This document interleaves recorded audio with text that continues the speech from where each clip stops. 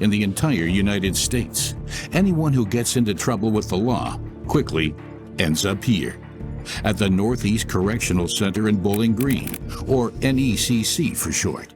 While prison is undoubtedly not a desirable place to live, it serves as a home for those who break the law. The prison system has various levels of security and toughness to match the severity of different crimes, with some facilities designed to house the most dangerous offenders.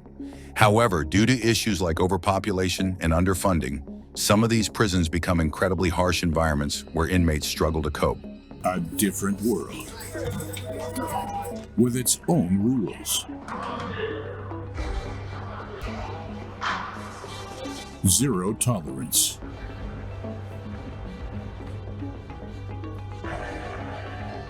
With that in mind, let's take a look at the 10 toughest prisons in the world. Number 1. Antananarivo Prison, Madagascar. The Antananarivo Central Prison in Madagascar is considered the toughest in the world. This facility, located in the capital city, represents an extreme example of what happens when a prison system is overwhelmed and underfunded. Originally built during the colonial era to house around 800 inmates, it now holds over 3,000 prisoners, making it one of the most overcrowded prisons globally. The inmate population includes individuals convicted of various crimes, from petty theft to murder, as well as a large number of pretrial detainees who have not been convicted of any crime. Severe overcrowding forces many inmates to sleep sitting up or in shifts, as there isn't enough space to lie down. Cells designed for 8 to 10 people often house 50 or more. The prison's infrastructure is crumbling, and inadequate sanitation facilitates the rapid spread of diseases. Food is scarce and of poor quality, with the prison providing only one meal a day, usually consisting of cassava or rice. Inmates often rely on family members to bring additional food, but those without outside support face severe malnutrition. Limited access to clean water further worsens health issues. A U.S. human rights report found that chronic malnutrition is the leading cause of death among prisoners in Madagascar, and that the condition affects up to 2/3 of the inmates. Medical care is virtually non-existent. The prison has a small infirmary, but it lacks basic supplies and trained staff. Diseases such as tuberculosis and dysentery are common, and deaths from preventable illnesses occur regularly. Security at Antananarivo is paradoxically both lax and brutal. The prison is understaffed, and guards often resort to violence to maintain control. Corruption is rampant, with some inmates able to buy better conditions or even temporary releases. Meanwhile, the threat of harsh punishment keeps many inmates in line despite the poor conditions. Perhaps most disturbing is the lack of separation between different types of prisoners. Pretrial detainees, including those accused of minor offenses, are held alongside convicted murderers. Juvenile offenders are often housed with adults, putting them at risk of abuse. The situation in Antananarivo has drawn international condemnation, with human rights organizations describing it as a humanitarian crisis. The Malagasy government has acknowledged the problems, but claims lack of resources to implement meaningful reforms. Antananarivo Central Prison is certainly a place inmates would dread being sent to, as it stands out as a glaring failure of the global prison system due to its neglect of inmate welfare. Number 2. Black Dolphin Prison, Russia. The Black Dolphin Prison, named after a small sculpture of a black dolphin near its entrance, is situated in the southern hills of Russia, close to the Kazakhstan border. Previously known as NKVD Prison Number 2, it is located in Sol-Iletsk, Orenburg Oblast, Russia. Established in 1745, Black Dolphin houses Russia's most dangerous criminals. These include serial killers, terrorists, and violent repeat offenders, many serving life sentences. Originally, Black Dolphin was a prison for individuals sentenced to life with hard labor, dating back to at least 1745. Following the suppression of Pugachev's rebellion in 1773, the facility was repurposed to handle the deportation and confinement of criminals. Today, it holds about 700 of Russia's most dangerous offenders, including child molesters, murderers, terrorists, cannibals, and serial killers. Since November 1, 2000, all inmates at Black Dolphin have been serving life sentences. The living conditions at Black Dolphin are designed to be stern and psychologically tough. Prisoners spend 22 to 24 hours a day in their cells, which were built with steel doors and multiple sets of bars, creating a prison within a prison. When inmates are moved, they are blindfolded and forced to walk bent over, with a guard holding their handcuffed hands behind their back. Security at Black Dolphin is multi-layered and intense. The prison is surrounded by high walls with barbed wire, and guard towers are manned 24/7. Inside, prisoners are under constant video surveillance, even in their cells. Some of the notable prisoners in the Black Dolphin prison include Said Amirov, a politician sentenced to life for terrorism and issuing contract killings, Stanislav Belorushev, a serial killer, Vladimir Borisovich Belov, a serial killer and brigand, Vadim Ershov, serial killer, rapist, and robber, amongst a ton of others. The prison's motto, "Life imprisonment is a just and deserved punishment for those who have committed grave crimes," shows its uncompromising approach. Despite its harsh conditions, Black Dolphin is considered one of the most escape-proof prisons in the world. Number 3. Tadmor Prison, Syria. Located in the ancient city of Palmyra, Tadmor Prison has a reputation that induces fear into the hearts of Syrians. Built in the 1930s, this facility gained notoriety under the regime of Hafez al-Assad in the 1980s. Tadmor is known for its brutal treatment of prisoners, many of whom are political protesters and opponents of the Syrian government. The living conditions are dire, with overcrowded cells forcing inmates to sleep in shifts due to the lack of space. Sanitation is nearly non-existent, contributing to the swift spread of diseases. Tadmor Prison is notorious for its severe conditions, widespread human rights abuses, torture, and summary executions. A 2001 Amnesty International report described it as a place of despair, torture, and degrading treatment. The security at Tadmor is intense, with heavily armed guards and high walls topped with barbed wires. However, it is the internal security measures that truly set Tadmor apart. Torture is reportedly commonplace, used as both a punishment and a means of extracting information. One of the most infamous incidents at Tadmor occurred in June 1980, when in retaliation for an assassination attempt on President Assad, members of the defense brigades reportedly killed hundreds of prisoners in their cells. In the 1980s, Tadmor Prison housed thousands of Syrian prisoners, both political and criminal. It was also the site of the Tadmor Prison Massacre on June 27, 1980, when Rifat al-Assad's forces, in retaliation for a failed assassination attempt on his brother, President Hafez al-Assad, entered the prison at dawn.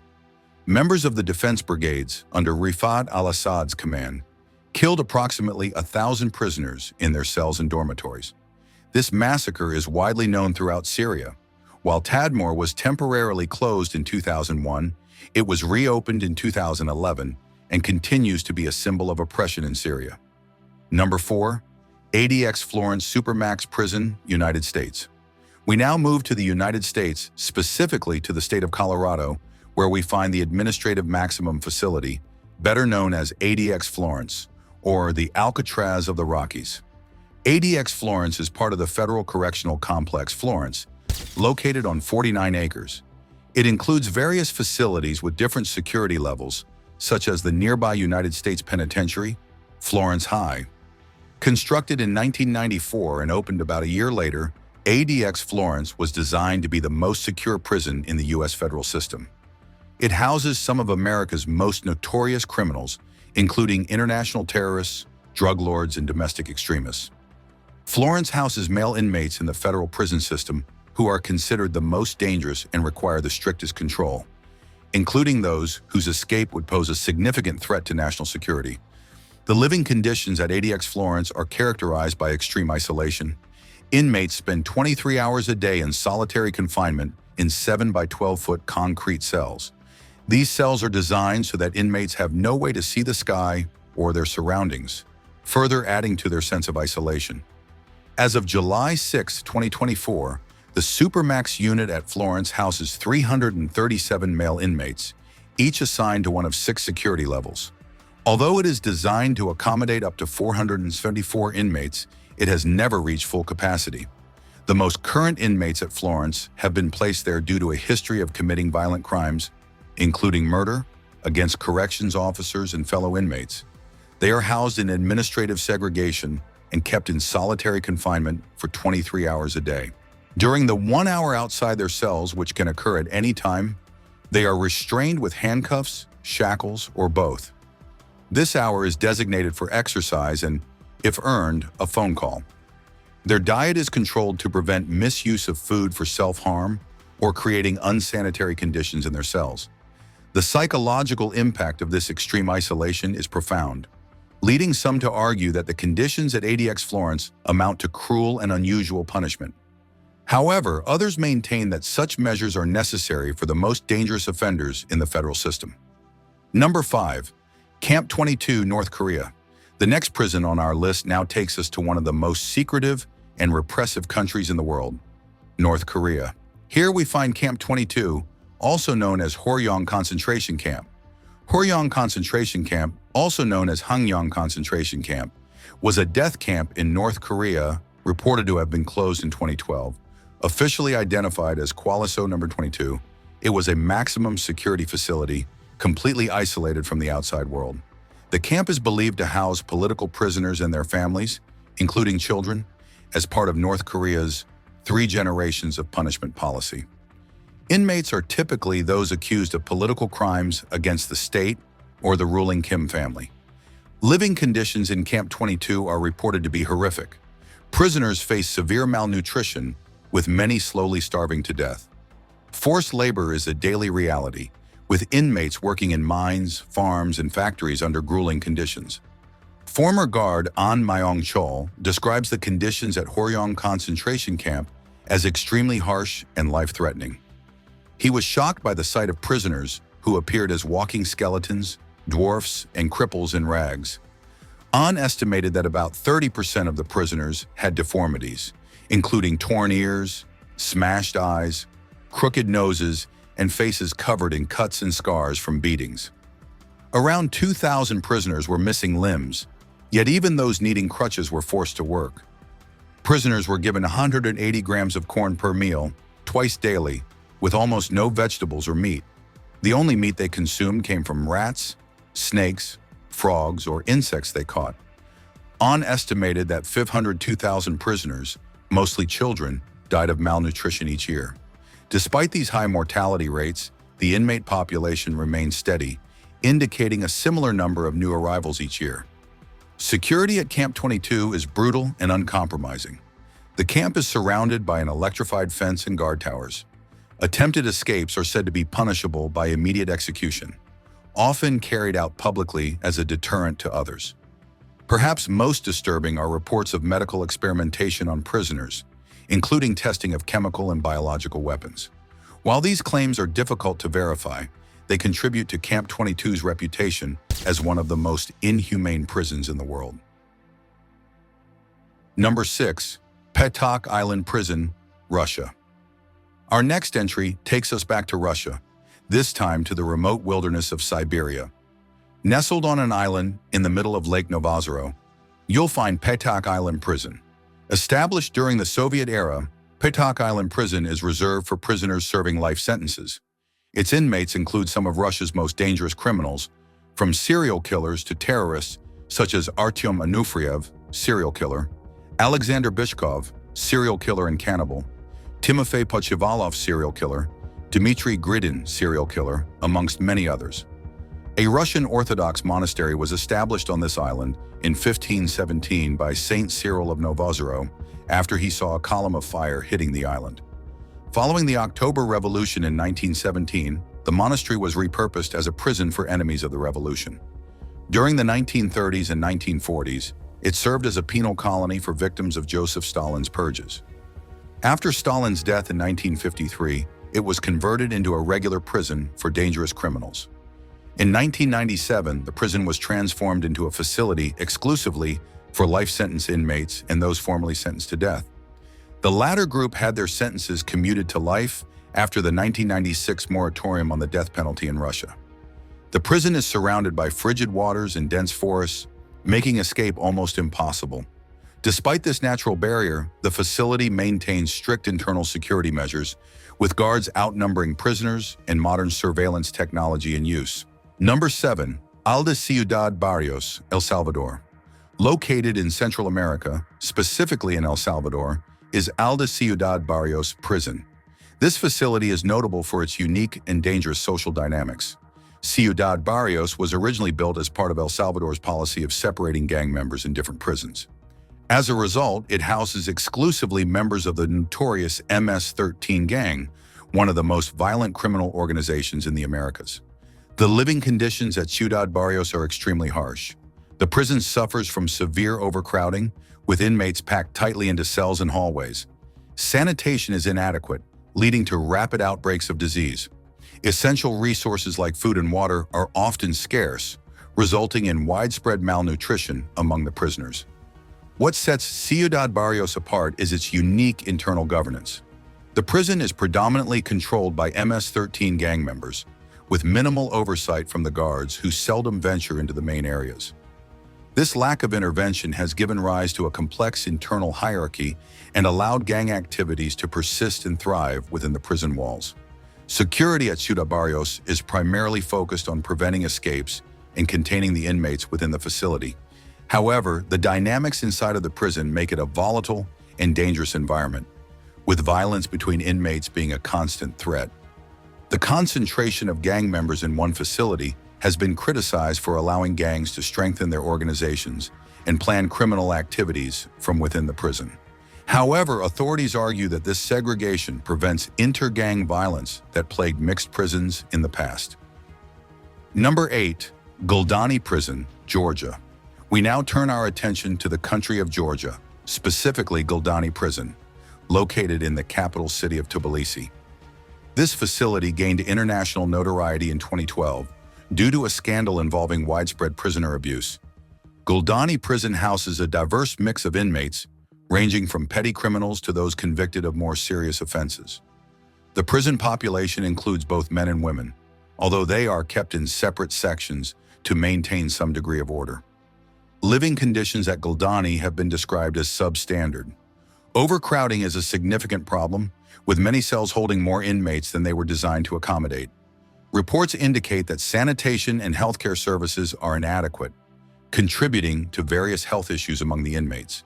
The security measures at Guldani include high walls, barbed wire, and armed guards. However, it's the internal security practices that have drawn the most criticism. In 2012, video footage emerged showing guards abusing prisoners, including beatings and sexual assaults. This scandal led to widespread protests in Georgia and promises of reform from the government. The Guldani prison scandal in Georgia was a major political and human rights crisis that erupted in September 2012. The scandal was triggered by the release of videos showing severe abuse of inmates at Guldani Prison. The footage depicted prison guards and their superiors engaging in torture, sexual assault, and other forms of mistreatment. This revelation came just 2 weeks before the parliamentary elections, amplifying its political impact. The scandal confirmed long-standing allegations of abuse within the Georgian prison system and had significant consequences for the country's government and judicial reforms. Since the 2012 scandal, there have been efforts to improve conditions and practices at Guldani. However, the prison remains a symbol of the challenges facing Georgia's penal system and the ongoing struggle to ensure basic human rights for prisoners. Number 9. Changi Women's Prison, Singapore. Located in Southeast Asia, Singapore Changi Women's Prison is renowned for its strict discipline and controversial methods of rehabilitation. Changi Prison, established in 1936 by the British colonial government, was built to replace the outdated Pearls Hill Prison and accommodate up to 600 inmates in response to Singapore's growing population. During World War II, the prison gained infamy as a prisoner of war camp under Japanese occupation following the fall of Singapore. It became a harsh and notorious site where Allied POWs, captured from across the Asia-Pacific region, endured brutal treatment, forced labor, malnutrition, disease, and severe mistreatment, resulting in a high death toll. Today, Changi Women's Prison continues to operate as part of the broader Changi Prison Complex, which has a storied history dating back to the 1930s. The facility houses female offenders convicted of a range of crimes, from drug-related offenses to violent crimes, reflecting Singapore's strict approach to incarceration and rehabilitation. Living conditions at Changi Women's Prison are notably austere, yet they are generally perceived as cleaner and more orderly compared to many other prisons we have discussed. Inmates are housed in dormitory-style accommodations, and every aspect of daily life is governed by strict regulations. What truly distinguishes Changi is its intense focus on discipline and rehabilitation. The prison operates under a rigid system of rewards and punishments, where inmates' progression through various stages depends on their behavior. This system influences several aspects of their incarceration, including access to improved living conditions, job opportunities, and educational programs. Security at Changi is tight, with high walls, surveillance cameras, and armed guards. However, the prison also employs psychological tactics to maintain order. Inmates are required to wear different colored uniforms based on their security classification, and strict routines are enforced to instill discipline. One controversial aspect of Changi is its use of corporal punishment. Caning is still used as a disciplinary measure for certain offenses, a practice that has drawn criticism from human rights organizations. Despite its strict regime, Changi is often cited as an example of a prison system focused on rehabilitation rather than purely punitive measures. The prison offers various vocational and educational programs aimed at preparing inmates for life after release. Number 10. Gitarama Central Prison, Rwanda. Imagine being in a prison originally designed for 400 inmates, but now holding over 7,000. How long do you think you could endure such conditions? This is just the tip of the iceberg when it comes to Gitarama Prison, located in Muhanga, Rwanda, a facility infamously dubbed the world's worst prison. Gitarama, a high-security prison housing robbers, murderers, rapists, and other violent criminals, was not always a prison. Built in 1960 by the British to accommodate their workers, it was repurposed into a jail after their departure. Located on the outskirts of Kigali, Rwanda's capital, it was initially designed for 400 to 600 prisoners. Today, it holds more than 7,000 convicts and those awaiting trial. Among these prisoners are men, women, and even children. The dire conditions at Gitarama became particularly severe following the Rwandan genocide of the mid-1990s. The genocide, perpetrated by the Hutu-led government against the Tutsi population, led to the deaths of between 500,000 and 800,000 Tutsis, with some reports suggesting over 1 million. Many perpetrators of this horrific act ended up in Gitarama. With the influx of inmates, the prison, intended for a maximum of 600, had over 50,000 prisoners at its peak. This extreme overcrowding meant that 125 people were forced into spaces meant for just one. Conditions were so grim that inmates had to stand throughout the day, with no room to sit or lie down. Many stood on wet floors, leading to severe foot infections and amputations, often without timely medical intervention due to the prison's inadequate healthcare facilities. The prison's small clinic, designed to serve fewer than 30 inmates at a time, was ill-equipped to handle anything beyond mild illnesses. This lack of emergency care often resulted in preventable deaths. The fear among international health organizations was that any serious epidemic could have catastrophic consequences, with daily deaths reported at up to 6. In 1995 alone, over 1,000 inmates reportedly died. With only 20 latrines for the entire prison, some inmates had to sleep on the floors of these facilities, sharing space with those defecating. Food was scarce, provided only once a day, typically consisting of beans and maize. Inmates often resorted to extreme measures, such as cannibalism, when starvation set in.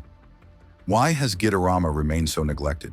The government's stance is that many of those imprisoned were implicated in the genocide, while some, though possibly innocent, are considered a small fraction of the population.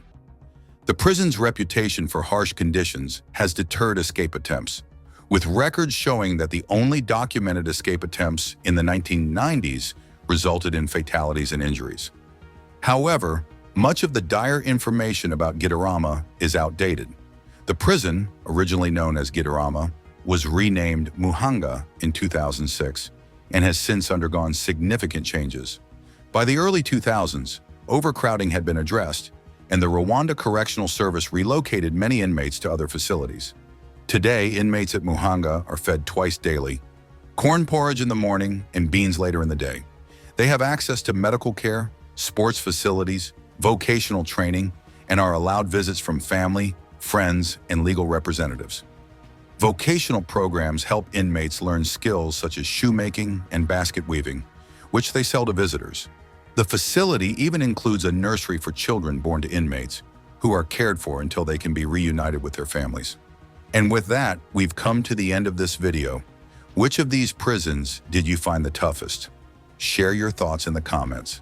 Thanks for watching, and we'll see you in the next one.